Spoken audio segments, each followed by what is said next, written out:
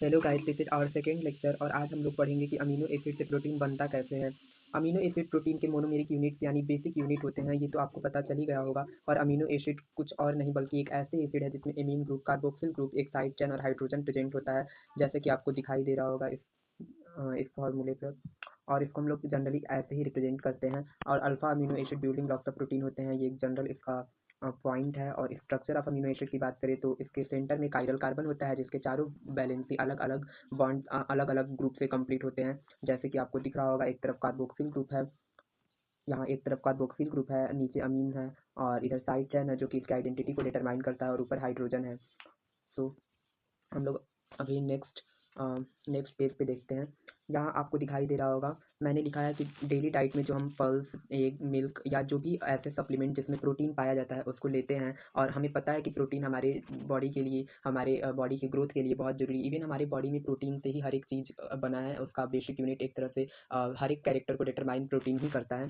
तो यहाँ पे नीचे मैंने दिखाया है कि कैसे पेप्टाइड लिंकेज से जुड़कर अमीनो एसिड एक पॉलीपेप्टाइड बनाते हैं, और उन्हीं पॉलीपेप्टाइड को, जो लॉन्ग पॉलीपेप्टाइड होते हैं, उनको प्रोटीन कहा जाता है। और जो छोटे पॉलीपेप्टाइड होते हैं उनको पॉलीपेप्टाइड चैन भी कहा जाता है। देखिए इसमें यहाँ पर आपको दिखाई दे रहा होगा कि बीच में एक वाटर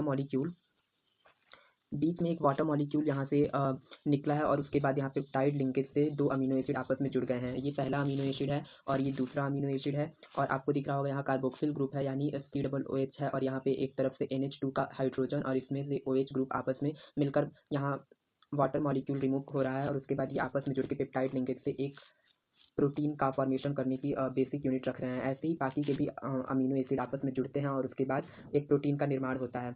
ऐसे ही सारे प्रोटीन्स बने होते हैं और इनका मॉलिक्यूलर वेट इनके अकॉर्डिंग अलग अलग होता है। जैसे जो इंसुलिन है उसका मॉलिक्यूलर वेट 5733 होता है। ऐसे ही सबका अलग अलग मॉलिक्यूलर वेट है हमारे सारे प्रोटीन्स का, और सबका बेसिक यूनिट अमीनो एसिड ही होता है जो हमारे शरीर में पाया जाता है, जिनमें से मतलब 20 पूरे अमीनो एसिड की संख्या 20 होती है, लेकिन उसमें से 10 इसेंशियल और 10 नॉन इसेंशियल होते हैं, जो हम अपने नेक्स्ट लेक्चर में या नेक्स्ट पेज पे पढ़ेंगे। यहाँ आपको वो उसके बाकी के ग्रुप्स के बारे में दिया है कि कार्बोक्सिल ग्रुप होता है जो कि एक एसिडिक ग्रुप है और वो प्रोटॉन को डोनेट करता है। हाइड्रोजन एटम जो कि कार्बन से अटैच रहता है। और आर ग्रुप देखिए यहाँ लिखा है, this is the variable group that determine the identity and properties of amino acid. ये आर ग्रुप ही हमारे अमीनो एसिड की आइडेंटिटी को बताता है, क्योंकि जो साइड चेन होता है वो वेरिएबल होता है, हर एक अमीनो एसिड में अलग अलग होता है। कभी हाइड्रोजन होता है, कभी CH3 होता है, कभी मतलब अलग अलग हर एक अमीनो एसिड में इसका ग्रुप लगा होता है।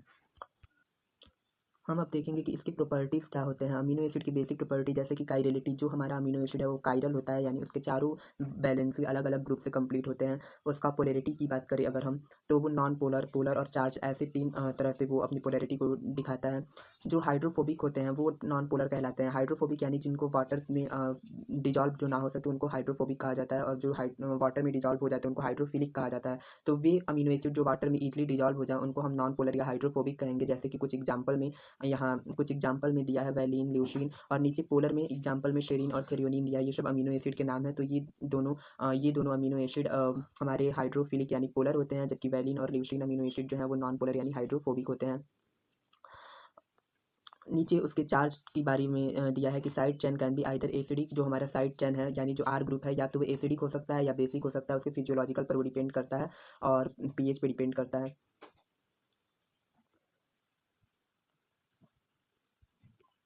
यहाँ क्लासिफिकेशन ऑफ अमीनो एसिड के बारे में, जनरल क्लासिफिकेशन उसका कैसे हम करते हैं, तो alpha amino acid, beta amino acid और गामा अमीनो एसिड, जो ये वाला क्लासिफिकेशन है ये इसका on the basis of position of amino acid के पोजीशन के अकॉर्डिंग होता है। जैसे जो कार्बोक्सिल ग्रुप से अटैच्ड अल्फा कार्बन है, उससे अगर कोई और कार्बन अटैच्ड नहीं है तो यानी कि वो अल्फा अमीनो एसिड होगा। जैसे कि यहाँ है, ये एक अल्फा अमीनो एसिड हो गया। उसके बाद जो बीटा अमीनो एसिड है उसमें जो कार्बोक्सिल ग्रुप से अटैच्ड कार्बन है उससे भी एक कार्बन अटैच है, उसके बाद उससे अमीनो ग्रुप अटैच है, तो ये बीटा अमीनो एसिड हो जाएगा।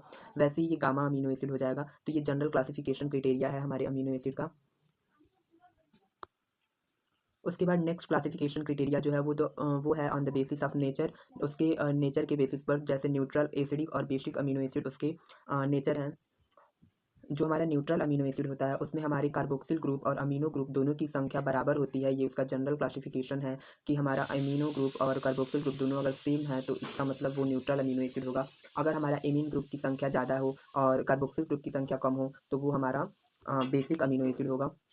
ये हमारा बेसिक अमीनो एसिड हो जाएगा और हमारा कार्बोक्सिल ग्रुप की संख्या अगर ज़्यादा हो और अमीन ग्रुप की संख्या कम हो, तो ये हमारा एसिडिक अमीनो एसिड हो जाएगा। ऐसे हम जनरली इसको क्लासिफ़ाई करते हैं। तो आज के लेक्चर में बस इतना ही। आगे के लेक्चर में हम आगे के सारे पॉइंट्स डिस्कस करेंगे। बहुत-बहुत धन्यवाद। Thank you.